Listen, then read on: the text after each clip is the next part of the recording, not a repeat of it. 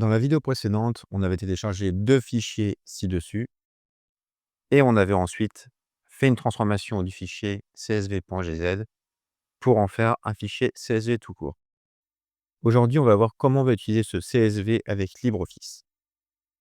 Donc, je retourne sur mon fichier et là, je vais l'ouvrir avec LibreOffice. Si jamais LibreOffice n'apparaît pas, je peux faire un clic droit, ouvrir avec.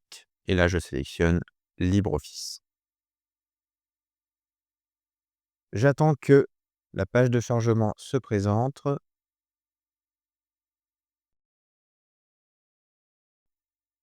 Et LibreOffice charge. Une fois qu'il est chargé, j'ai la petite fenêtre ci-dessous qui apparaît. Si ce n'est pas le cas, je vous invite à réduire les autres fenêtres derrière, parce qu'en fait, cette fenêtre-là peut vouloir se cacher derrière les autres fenêtres.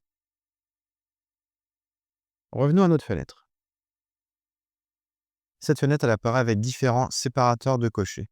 On voit cela dans la partie options de séparateur.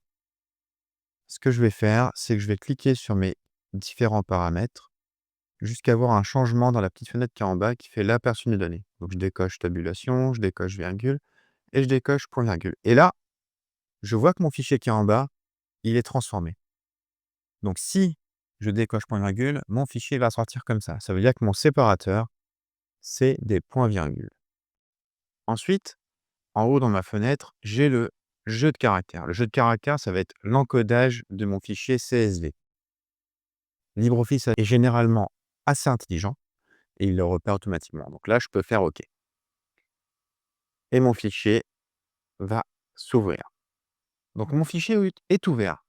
Là, il a l'apparence d'un tableur. Donc c'est-à-dire que je vais faire un premier test. Je vais sélectionner plusieurs données. Je vais mettre de la couleur ici.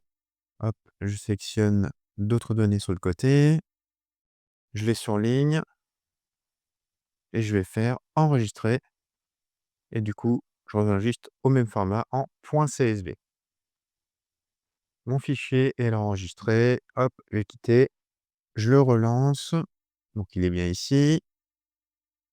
Je clique une deuxième fois dessus. Il m'en fait la même fenêtre. Donc là, je vois que j'ai les bons paramètres depuis tout à l'heure. Et je fais OK. Mon fichier va s'ouvrir à nouveau. Et là, je vois en fait que tout ce que j'ai fait n'a pas été sauvegardé. Et c'est normal, parce que je suis sur un fichier CSV.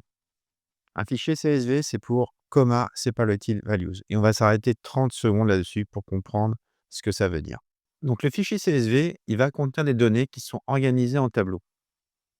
Et chaque ligne qui est séparée par un séparateur, par exemple le point virgule comme on a là, ça va séparer nos différentes valeurs. Donc c'est un format qui a l'avantage d'être simple et universel et qui peut s'ouvrir dans tous les logiciels de tableur, que ce soit du LibreOffice, du Excel ou des bases de données. Si on veut faire simple, le CSV, ça va être un tableau qui va être vraiment en format très brut. Ce fichier, il va se comporter comme du texte. Mais moi, j'ai besoin qu'il se comporte comme un tableau.